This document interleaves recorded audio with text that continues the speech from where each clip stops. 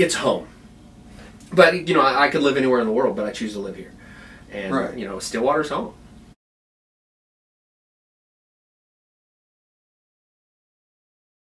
And I've lived all around the world. I've traveled all around the world. I've lived in small cities, from little bitty towns in Oklahoma to Sydney, Australia. And so, you know, I had a wide range, but Stillwater is home. I came to college here and fell in love with it, and have basically not left since then. I am originally from Texas, and I was either going to go to A&M in Texas or OSU because of their veterinary programs, and for some reason I decided to get out of Texas, and that's what landed me here in Stillwater because OSU was the next best after A&M. Wewoka. Yeah. How do you spell that? W-E-W-O-K-A. It is Seminole Indian for barking water. I guess I just want to get as far away from my family as possible, and Oklahoma was as far as you could go, huh? I guess, and I don't know why I was really on the radar. To me, it has everything. I mean, I grew up in a town less than half the size of Stillwater. Yeah, right. Yeah, it was still a college town, and so it had a little bit of that feel. You know, so I got just a little bit of that. But when I got to Stillwater, I mean, had you told me in college that I would be moving back to Stillwater, I probably would have laughed in your face. So I was living in Edmond, hanging out. I met some people that lived here, partied here. Met a guy, liked that guy. Moved to Stillwater for that guy.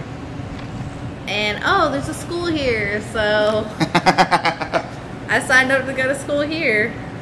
Why Stillwater out of all the schools you could go to? I like OSU, and my brother went here.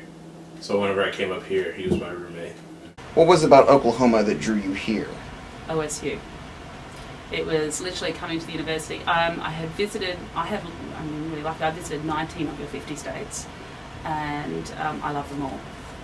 But Oklahoma had the university, and it was possible just to study at home online and not to come here and live.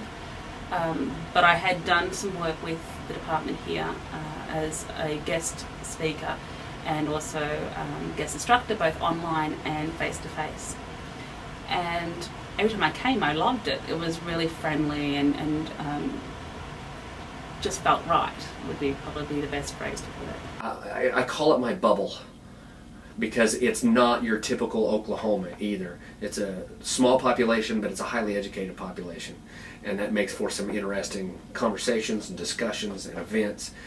Stillwater's very forward-thinking, and you don't always get that. You know, but I mean, I actually chose my first job. You know, I had job offers in Austria and Tokyo and Hong Kong and, you know, Washington and California, Oklahoma City, and I chose one, you know, in a community of 5,000 people, 18 miles from Stillwater.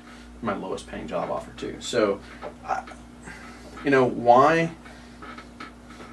You know, I think there are just a lot of things here. I think that being in a small town, like I said, where we can have that, you know, intellectual and cultural feel. I mean, that's what's important to us. And it's very much more like some of the English environments than the rest of America. Of all the places I've worked, and I've worked throughout the US, all the world, Stillwater's unique in some ways. It has a very high ratio of the number of students to the normal population. A bit like Oxford or Cambridge back in England, although you can't really compare the two. Right. It's a very academic-orientated town, which I think is quite nice. So Stillwater's a bit of a gem, I think. What do you do in this town for fun? Just pure entertainment? it's not easy. Well, who has free time for fun? I mean, that's the thing. Was Cook's answer. Yeah, exactly. We have families, man. I mean, come on. Fun? Apart from study and work. Now, as a family, obviously we try to spend as much time as we can together, and I'd love to say we went to every event we could at OSU, and you know, every cultural thing, every sporting event. The bottom line is we don't, because a lot of times we are so busy with activities, you literally just enjoy some time to stop and breathe and spend some time together as a family. Probably, we road trip a lot, and but just around Stillwater we go out and we have meals, and we go to the park, we ride our bikes, what else we do? And to us, that's kind of our fun. I mean, plus our, our jobs, even though we have like, August to May, but during that particular time, we work more than I ever did, when I had a 8 to 5 job. My kids go on play dates, so I get to meet new parents, which is kind of cool. And I'm just trying to think what else we do. Well, we were going swimming until, the pool got shut. Right. For winter. And then my kids were like, can we go to another pool? I went, honey, it's getting cold. That's why they shut the pool. Being a car man, we were at the car show weekend before last weekend, something like that. Yeah. So it's a nice thing to do. Is there much difference between like kind of the vibe of like if they would have Well, of course, the biggest vibe is everybody here loves their American cars and think anything else is ridiculous. And I think they're a little bit more broad-minded over in the European countries. Anything goes over there. But I try and do a lot of photography as we're walking around because that's something I enjoy doing.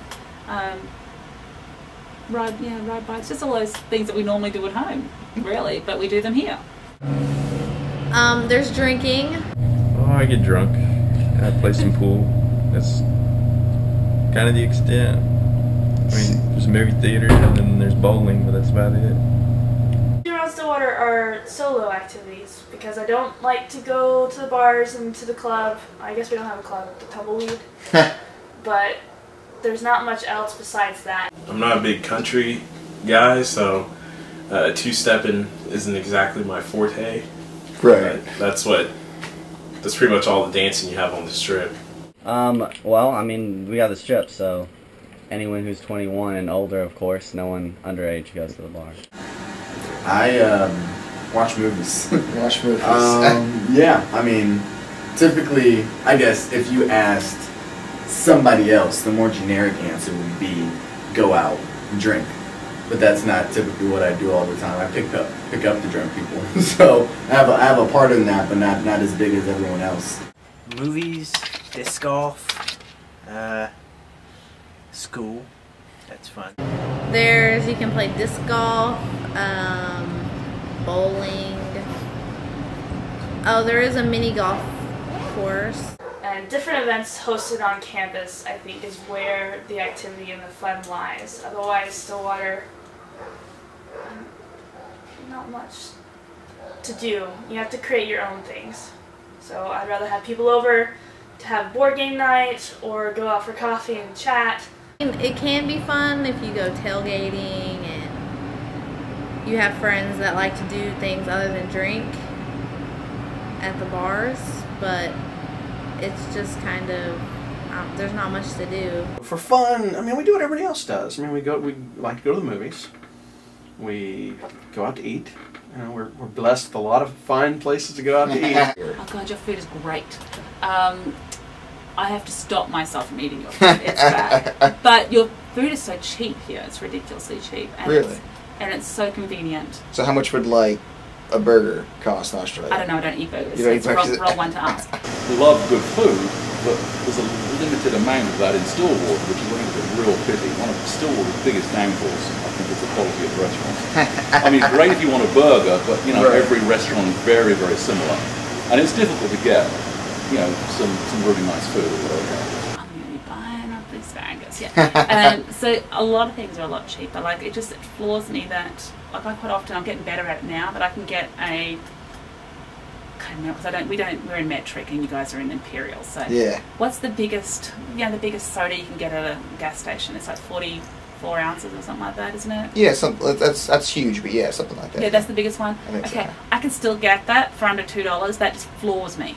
Okay, I'm like, that would be like $5. You can get like the at home. giant mug that you can. Yeah, I'm like, that's just crazy. Like, I'm like, not that, and we don't even have those things. That's just conveniences. Like my kids were like, they should really have these in Australia. These are fantastic. I'm like, yeah, because all we do is we have a fridge that's full of pre-bottled drinks, but or cans, but you don't have the soda machines there. And I'm like, I know, this is fantastic. So for the first month and a half, I wouldn't drink anything but soda machine sodas because it was so cool. I'm glad to be raising my kids here. Like to have 2 Walmarts in your life. Yeah, exactly. Have options because it didn't have any Walmart. I practically live at Walmart. They know me by name. I have, on one of my road trips, it's still crack because it cracks everyone up in this department. That on one of my road trips in Arkansas, because that's where the original Walmart was. Right, where the yeah. headquarters is. So we went to the Walmart Museum and to the original headquarters. The whole family was very excited. And my kids were like, this is not going to be exciting. And they actually left and went, thank you so much for taking us there. That was really interesting. And even my husband goes, that was really, it was really cool. I'm like, I think so. And I bought this magnet, and it says, if I'm not at home, I'm probably at Walmart. And it's so true, because yesterday I went there twice. So Very infrequent. Very infrequent. Wow. In fact, I'm not much of a shopper. You know, I tend to buy things online.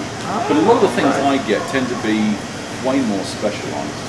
You know, poor old wife ends up in Walmart all the time. You know, and occasionally I'll go down there and, you know, do some shopping or things. Smart man make the wife do it. Yeah, most of the things I end up buying are pretty specialised. well, see, and they both offer different things. That's the interesting thing. I mean, you have mostly the same stuff, but you have slightly different ranges in both Walmarts. So if I'm looking for something and I can't find one Walmart, I'll drive to the other one and go have a look back. But and this one, Perkins Road, has better service, but I like the way the one looks over here, and there's less people, so it's quicker. Yeah, I do. I like the layout of the new Walmart much better than the Perkins Road. But if you need something, like, there's more people that work at the other one. Yeah. So. But you know, but I always tend to go late at night because there's hardly anyone there. So I'm like, sweet, I can get in and get what I need and get out. So I tend not to get so involved. Now, I will go by a wine store and pick up bottles of wine. You know, that's a good deal. But yeah, in general, you know, I go to Lowe's every now and then because I want bits for building whatever I'm building. Yeah, and that kind of, there's not that many other stores I go to be honest. But no, I love Walmart, and we don't have Walmart at home in Australia, and so I tell people here I love Walmart, and they're like, oh really? I'm like, yeah, I love it. I love that we don't have anything like where there's all your departmental store stuff in there, as well as your groceries in the one spot. Like, everything's just so convenient. It's all just there. What was your first impression of the city of Stillwater? That it was tiny. And not a lot of people. Just not very diverse. For me, it's kind of like a bigger version of the town I came from. Which is? Smithville, Oklahoma. It's very tiny, and it's kind of, it almost reminds me of high school because of how like, when you're here for so long, everybody you get to knows everybody, and it's just, it gets convoluted. It really, I mean, my initial one is the same as what it currently is. I think everyone's so friendly, and they're so genuinely friendly. That was my opinion. Like, everyone's so welcoming, and I find that of the whole of the United States, to be honest. I find Americans in general to be very welcoming and very friendly and very willing to help you. It's very much a culture of that. I would have said the initial impression of Stillwater was good. The people here are very friendly, very different attitude towards people compared to England. In England, people are very standoffish until they get to know you very well. And then they'll either make you their friend, in which case you're a friend for life, or they're just not interested. Over here, everybody tends to be your greatest friend right from the very first second they meet you. But I'm not so sure they're quite so sincere about it. So it's a very different cultural way of looking at things. Being a small town, you still have that feel, that sense of community, and everyone takes care of each other, and that was my very first impression, and I still feel that. That's why I probably love it so much, and I probably, to the disgust of the immigration people, that I have no intention of returning home anytime soon. So, because we really love that. We love that we don't have to feel the need to have a security system or anything like that, because it's just such, people give you such a feeling of trust and warmth and community. the impression was very overwhelming, but it was more or less the numbers took me a while to acclimate to, and then once I got to that, I was thinking, okay, it's very chivalrous on campus in regards to the cowboy theme to have really seemed to have taken hold, from what I could tell, but I was more isolated and didn't hang out with many Stillwater people, and more so the international cohort, because I was working in a place called the Adams Market. It's a good town. Good town? Yeah, I liked it. My first time in Stillwater was for orientation, and I got a little bit early so I could drive around and like kind of get acquainted with the town, and it's nice. It's a nice college town. I like it. Ah, man. I don't know. I think we're just as a state, we've been going more and more towards the right. And we do have a lot of hunters. We do have a lot of people that like shooting guns. So I think that's where it's based. That they don't want the government, I guess, coming in and telling them what weapons they can and cannot have. We are a rural state. And as a rural state, you have salt of the earth type of mentality. And there are there's a lot of room, there's a lot of places to hunt, we have a lot of wildlife, and so it's a very frontier mentality. I don't think that it's a bad mentality. I think that it can be taken overboard, and I think a lot of people like to hunt. I mean, I think or they enjoy the sport or hobby of owning a gun. I mean, I like guns. Sold guns. But believe it or not, I don't own a gun. Because we do have so many hunters, we do have so much wildlife, and space, and when you combine those, that's what you're going to get. Like I said, in Oklahoma, I mean, it's a recent history. We're talking about, 105 years of state history. I mean, that's really only, 3 generations. And so, people who came to this state, having to live off the land, and then that was handed down to their families. The whole concept of hunting and fishing and, embracing the outdoors. And maybe bad examples, but I've mentioned that I believe that, like in Virginia Tech, you had a guy walking up and down the hallway shooting for 35, 40 minutes. I'm not sure that could take place in Oklahoma. Right. In Arkansas, they had some shooters, and it was maybe 10 minutes before other people had guns to show them.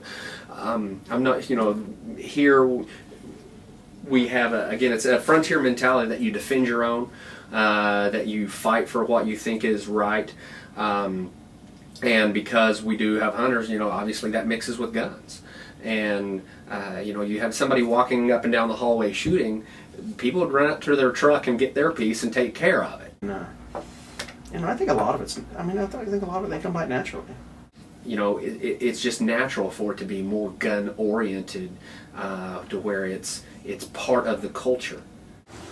I think it fits more into the southern mentality, and I think country theme, hunting is one of the ways that we used to provide for ourselves, especially in these southern states, and we're more conservative in Oklahoma.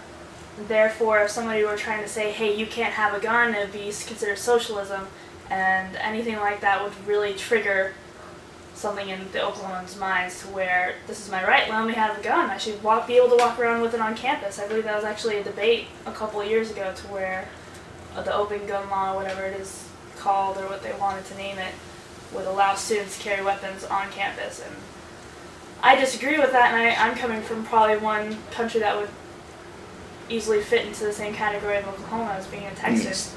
You said country. Did I say country? Yeah. State. Oh, that's totally Texan then as well, isn't it?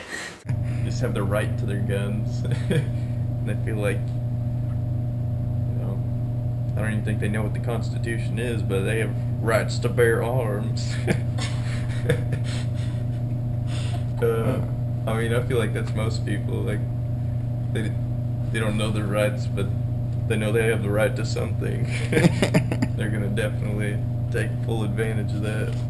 family oriented, very, again, protective oriented, very America oriented. So you're looking at the, you know, the rights to bear arms and those type of ideas. And there are still people that hunt to provide food for their family.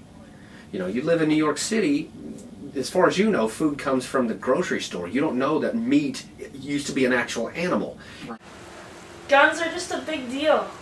I can't explain it exactly because I'm not fond of guns, but I understand hunting for food, and many people like to do it as a hobby, and if you try to take something away, they're not going to like it and they're going to fight back. I guess, I don't know, because like you said, in the city, like that's where I would be from, or consider myself to be from as well. There's not, I mean, unless you're in a gang, you don't have a need for a gun. So out here, I think it's just, I can have one, why not? And there's also the argument that one of the best self-defense weapons to carry is a gun. It's not mace or anything else or a knife, it's a gun. And much like so many other things, it's completely misunderstood. But yeah, as far as I know, it still is standing, which basically means if somebody's breaking into your house, if they're inside your house, you have the right to defend yourself.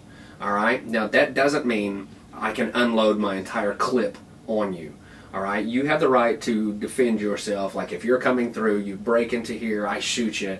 In that case, I'm okay. However, when I then step over you and start to, you know, do that, then we're in. You can't be like right. I can't like the pharmacist. That's exactly it. That's exactly it. When he reloaded, then he lost all credibility and all grounds. You know, and I can't go out and drag you inside the house and shoot you. You know, so there's very specific limitations on how that can operate, and you also have to feel, you know, like your life is in danger, not target practice. They feel like that if someone's gay, it's going to affect them somehow.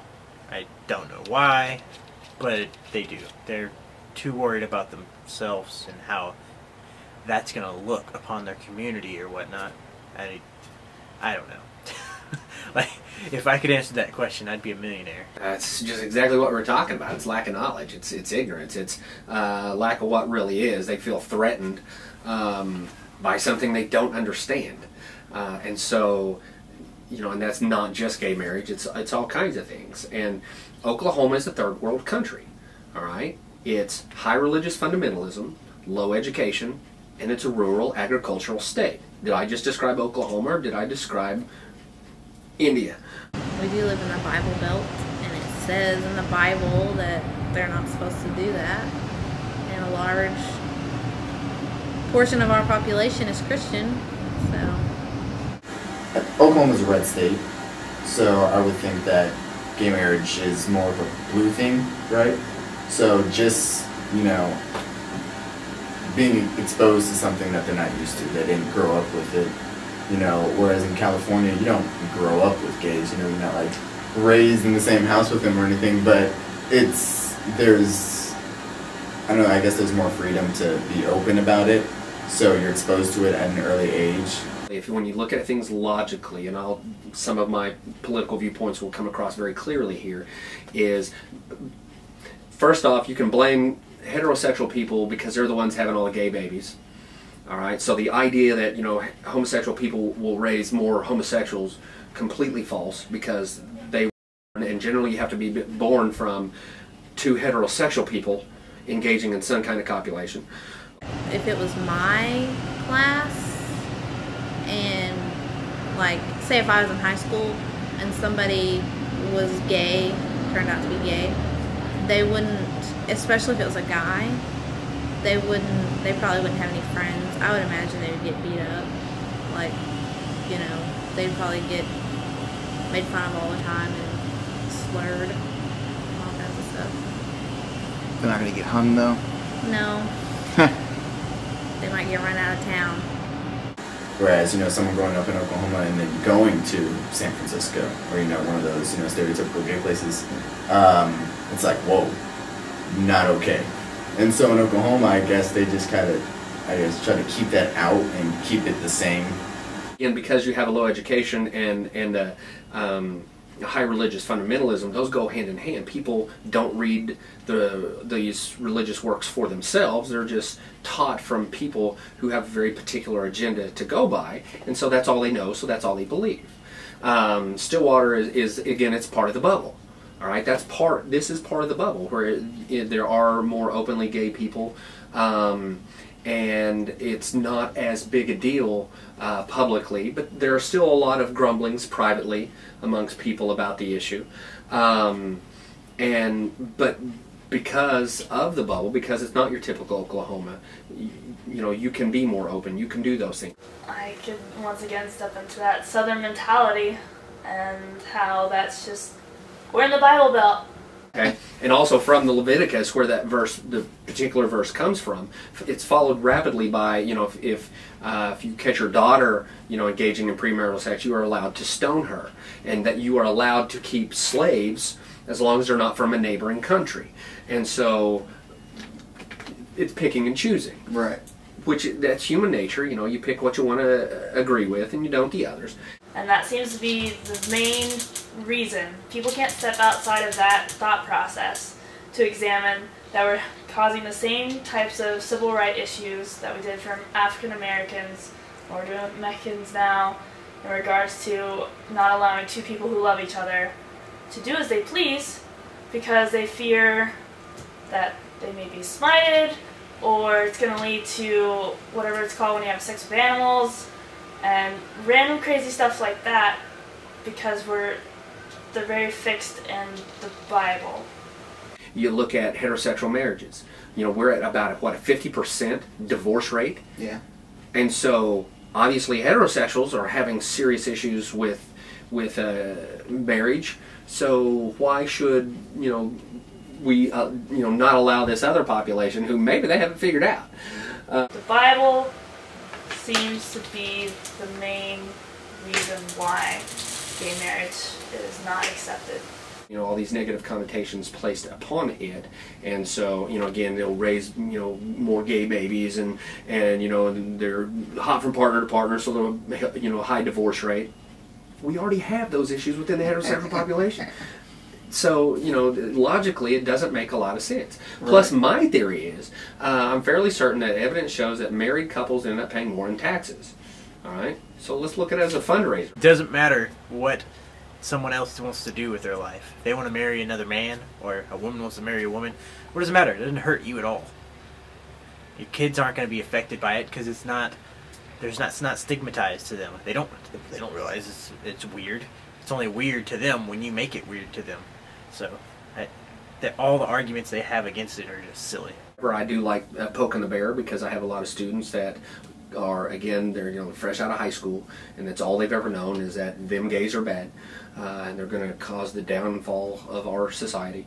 And so I like using logical arguments and pointing things out, and you can't change everybody's mind, and that's not what I'm out to do. I just want people, at least have a good reason why you don't like somebody. Yeah. And I'll be real honest with you. Initially, I thought it was one of the most ridiculous things I've ever heard about. I was just kind of like, really? We live in the most conservative state in the United States. This is not going to be a problem. After it was voted on and approved by 70% of Oklahoma voters, I might add, it started meeting legal challenges by primarily CARE, an Islamic group here in the state.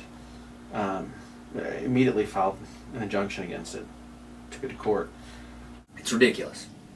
It should never have been put out there. It was during an election cycle where somebody could say, I'm trying to keep Sharia law out, and that's why his constituents would then vote for him to be reelected. Okay? It's a ridiculous argument because Sharia law can never, ever, ever be U.S. constitutional law. It just can't. The U.S. Constitution overrides every other law that's out there. A few years ago, we had this little scrap which made this decision for us.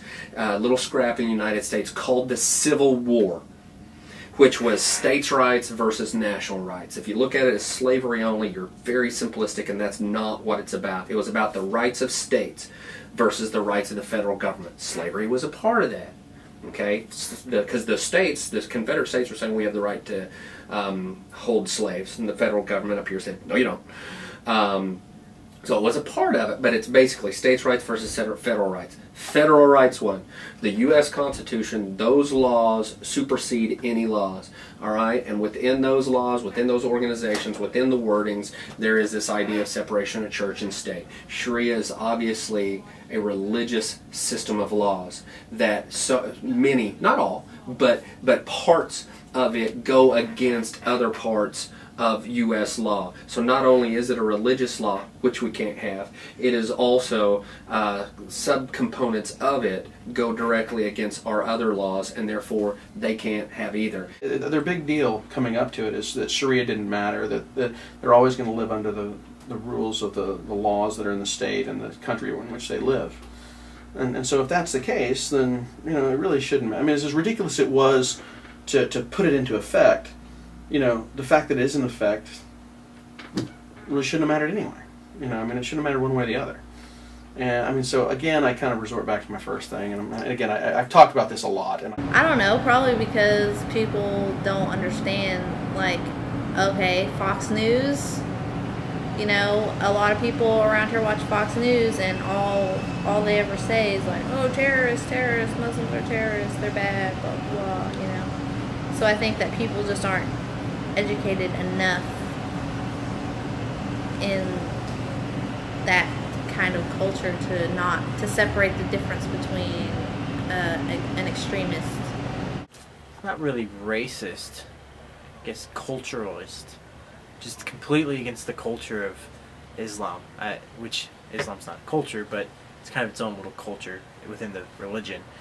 They're just scared of what they don't know. It's silly, really. It's again, like I said early on, I just kind of had my laugh about it. But I mean, and again, I don't think I don't think it would have made much of a difference had it passed and been enacted anyway. Not for this state. Right. But I mean, there was some validity into some court cases, like in New Jersey or Georgia or Michigan, where I mean, there was a specific case where a judge, in a situation where a man, raped his wife, which is used to be not possible in this country, but in the last 15 years it is. But he was found, not guilty based on Sharia and his culture, and then that's what the defense attorney used, and so you start looking at things. Now, of course, that argument, the judge said, he knew it was going to be tossed out in an appellate court. Right. But that's what gave a lot of people the ammunition to start this movement on anti-Sharia law. So it's kind of like, I'm also a person that the whole idea there's, people have been talking about passing laws preventing texting and driving. That, if you're caught texting and driving, then we'll pass a law and you'll get a ticket or go to jail or whatever. Worthless. Worthless law. You know why? We already have a law in the books called Don't Drive While Distracted. And I'm fairly certain that if you're driving like this, you're distracted. So if they would just enforce that law, we wouldn't need to waste time and money and energy on passing a law that's going to do nothing other than what we're already supposed to do. All right? And so that's all they did with this Sharia law, is it can't happen anyway. He did this out of, because he thought it needed to be done. And like I said, I mean, we live in a state where I really wasn't too worried about that. Right. But like I said, after the fact, when CARE, put this court case against it, or I had to shake my head and go, and then it was all based on, contract law, divorce, settlement issues, things like that. They wanted the right to conduct those under Sharia law. It was a waste of time, money, energy, but now those people can say, look, I tried to pass this, and then that also gives those ignorant people the opportunity to say, more of the federal government coming in and causing us problems, striking down our laws, counting against us when we're just trying to protect ourselves from them, they're Muslims. Right. And you know what? And most Muslims that I know, I haven't spoken to a lot of them about this directly, but those that I have spoken to looked at me like, yeah, that's ridiculous. It's not what this is about. And so, would you define the state of Oklahoma as a southern state? Why or why not? Oh yeah, I would. You would?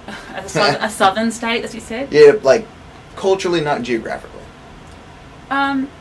Yeah, I would. Okay. Yeah. just making sure. Because, well, my first southern state that I visited was Georgia. And I remember, and that was the first time it was my first state I ever visited in the United States. And I remember ringing, and I'm telling you this story for a reason, so I'll get back to the reason. But I remember ringing my mum and going, Mum, you remember on the Beverly Hillbillies show? Like, because we watched that as kids, and my mum watched it. And she's like, yeah, and I'm like, remember how at the end they go, you'll come back now, you hear? She goes, yeah. I said, they really say that! Oklahoma is at a crossroads, okay? Oklahoma actually has 4 distinctive geographic regions, and we also more or less have almost 4 distinctive cultural regions. I would have to argue geographically, though, that we are probably southern. And so just, I would say southern in the respect that southern hospitality is certainly here, and that y'all is that drawl is certainly there. And depending on who you speak to, and as you can appreciate, I talk really fast, and that's a very Australian thing. We talk really fast, and I'm actually trying to be very conscious to speak slow. And so, but people naturally speak a lot slower here, and that's part of that southern too. Because when I go north or east, it gets faster, I've found. You could make a Western, you could even make Midwestern arguments, but I think for the most part, if you divided the nation into like 4 bits, it would be south. It would be south.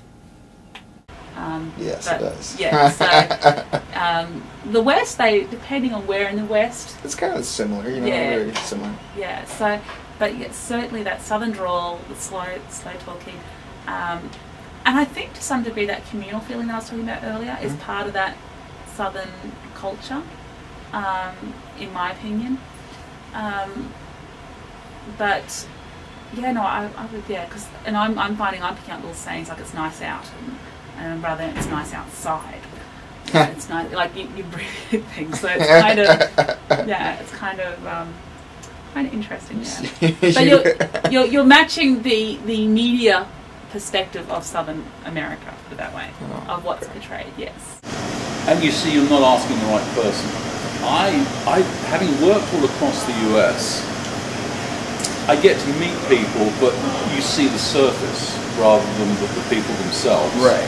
And in that point of view, there's not really an awful lot of difference.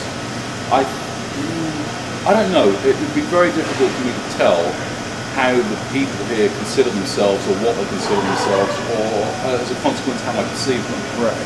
Not easy for me to do at all. It may be because where I come from, it's kind of typical, the typical Southern values, like women, their places in the kitchen or at home raising the kids. Men are supposed to take care of the family. Is this what happens, or is this what people believe? Well, at least where I come from, which is southeastern Oklahoma, that's mostly what happens. The women get married. At a young age? At a young age, or like, you know, I had a friend get married at 16, another one at 17, and if they wait till later, by later I mean like 20, 21, then they'll go to college for like 2 years, and then they'll just get married, drop out of college, and have babies and work. If they work at Walmart or, you know, clothing store or something like that. I think it's more like a hodgepodge. I mean, you have a mix. I mean, I think there's a lot of people who are from the rural areas who associate Oklahoma with being, I guess, a southern state. But I know a lot of people that don't necessarily see it as southern or northern stuff. Maybe just mid-U.S. or something like that. Just Oklahoma. It's just different. However, there are more tribes politically associated with the Confederacy than with the federal government. And so, you know, one of the very last battles of the Civil War was fought, you know, just down the road in Round Mountain. Not the last, but one of the last. You know, outside of Yale. Wow. Just not very far from here. Every year they have a big thing down there, Battle Around Mountain. Yeah. They have reenactments sometimes and these type of things. It's kind of neat. Yeah. But yeah, there was no Oklahoma. There was no as it is now. There was none of that. But a lot of there were, I think, more tribes that, again, allied themselves politically with the South for obvious reasons. They're fighting the Bluecoats that have been, oppressing them for 200 years. Right. Than with the North. And so there's also some of that mentality that's kind of, and most of them don't even realize it. Most people don't even know that. Yeah. But that idea has leaked its way into the Oklahoman, mentality. Being a Texan, I don't know much about the background of Oklahoma and the Native Americans. However, I can refer to a particular instance where I worked with a Native American at the Adams Market, and to still see the hostility that she would portray on anybody. I remember there was one instance to where we had a dirty Santa thing, and I had promised a gift to 2 people, and instead gave it to the other person instead of her, which was a mistake on my part. I shouldn't have done that in the first place, but she was somebody I got along with very well. However, in the end, she said, "You're just like all white people, taking our stuff," and things along those lines. And she would go to, I don't know what the correct term is, whenever they go to, reservation? Is that right? Mm-hmm. Her reservation at certain points. And so she was still very connected, and apparently still had some angst towards anybody. I wasn't even around. I wasn't the cause of her frustration, and yet she easily took it out on me. And that's kind of the only experience I've had, but... No, I mean, there are definitely people that are still racist against Native Americans there, definitely, because they do have darker skin. It's usually the older population, but we don't have any black people. No. And God forbid if a white girl marries a black guy or vice versa. People are going to die. They're not going to die. They're just... We moved beyond that. It's just going to be, there's going to be talking and, not fair treatment. Most likely. There's pretty good racial relations here in Oklahoma, for the most part. I don't claim to be an expert in it, but like from the Native Americans that I've been in contact with, it's pretty normal. They have their own reservations still and stuff, but there's not very common to see people on those, but it's pretty good. Everyone loves an Indian concito. But American Indians, five civilized tribes. I remember studying and thinking, man, that sucks. Right? And yet no happy ending. Here I am, and so like I said, I like to think people get past it and look at and embrace what we have now and what we've done and kind of come together. I don't like the concept of lotteries or casinos because I don't like what it does to people. Right. I think fundamentally it does more harm than it does good. You haven't heard of, everybody's lives changing immensely by their winnings, versus how many lives are affected by families who are negatively impacted because somebody went and spent the money they needed to buy milk and bread, at a casino over their lunch hour. I don't think that was the answer. I don't think that was a suitable thing, but it's what we have to live with right now. A college town, a college city. There's a few highlights, like with Sanborn Lake and the nature, and then just the small cultural activities. But otherwise, Stillwater is a place that you should just pass through. And if you want to see anything, it's come during a time like homecoming, where there's an event such as that to see that's kind of nationalized and worth the time. Otherwise, Stillwater's it's just another city with a college, with a university on it. It's I don't know, it's average. Average? You go maybe to New York to go to Times Square or like, London to see Big Ben. Stillwater, you're coming to Stillwater. There's nothing really exclusive here that you need to experience. Boomer Lake? Is that a big thing? I had no idea. I went and saw fireworks there. It's a town out in the middle of nowhere. There's a college here, and that's pretty much it. There's not a whole lot to do. College town? I mean, if you know what a college town is, then that's what this is.